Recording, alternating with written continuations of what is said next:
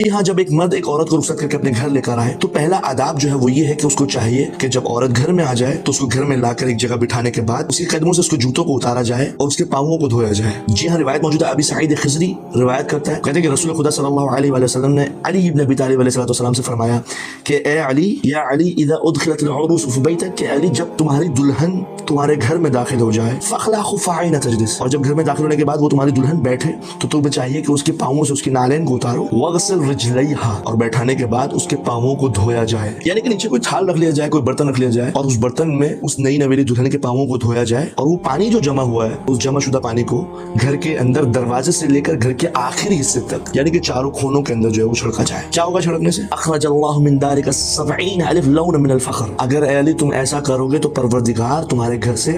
70,000 قسم کے رنگوں کے فقر نکالے گا، یعنی کہ 70,000 قسم کے فقر تمہارے گھر سے دور ہو جائیں گے اگر تم علی ایسا کرو گے، یعنی کہ دلہن کے پاؤں کو دھونے کے بعد جو پانی ہے اس کو گھر کے ہر حصے کے اندر چھڑکا جائے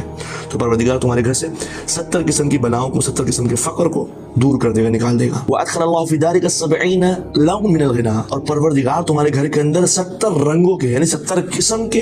قسم کی ایسی چیزیں داخل کر کے جس سے تم بے نیاز ہو جاؤ گے، تمہیں کسی کی محتاجگی نہیں ہوگی، تمہیں کسی کی ضرورت محسوس نہیں ہوگی، تم کبھی کسی کے آگے ہاتھ نہیں پھیلاؤ گے۔ پروردگار تمہارے گھر میں 70 قسم کی نیکیاں داخل کر دے گا، یعنی کہ تمہیں مستغنی کر دے گا۔ وَالسَّبْعِينَ بَرَكَةً وَأَنزَلَ اللَّهُ عَلَيْكَ 70 رَحْمَةً، یعنی کہ 70,000 برکتیں بھی نازل کرے گا اور 70,000 قسم کی رحمتیں بھی تمہارے گھر میں نازل کرے گا۔ تو میرے جوانوں، جب بھی آپ کی شادی ہو، مسئلہ نہیں ابھی نہیں ہے، 2 سال بعد 3 سال بعد، جب بھی آپ کی شادی ہو تو اس عمل کو ضرور انجام دیں، اور ہاں یہ عمل انجام بھی دیا جاتا ہے بر صغیر کے اندر، کچھ گھرانوں کے اندر میں نے خود نے دیکھا ہے۔ تو پہلا مستحب عمل اور پہلا آداب وہ یہ ہے جو کہ میں نے آپ کے سامنے بیان کیا۔ دوسرا عمل جو دلہن کے آنے کے بعد آپ نے انجام دینا وہ یہ کہ دلہن کی ناسیہ، یعنی کہ دلہن کی پیشانی کا جو یہ حصہ ہے اس کو ناسیہ کہتے ہیں۔ امام جعفر صادق علیہ السلام کی روایت موجود ہے، مولانا نے فرمایا، بعض صحابیوں نے نقل کیا امام جعفر صادق نے ہمیں بتایا کہ مولانا نے فرمایا کہ جب تم اپنی دلہن کو بیاہ کے اپنے گھر میں لے کر آؤ تو تمہیں چاہیے کہ اس کو قبلہ رخ کرو اور اس کے ماتھے پر ہاتھ رکھو، یعنی کہ اس کے ناسیہ پہ ہاتھ رکھو اور اس دعا کو پڑھو۔ کیا دعا ہے؟ اللہم بامانتک اخصها وبکلماتک استحللت فرجها فان قضیت لی ولدا فجعله مبارکا سویا ولا تجعل فیہ شیطانا شریکا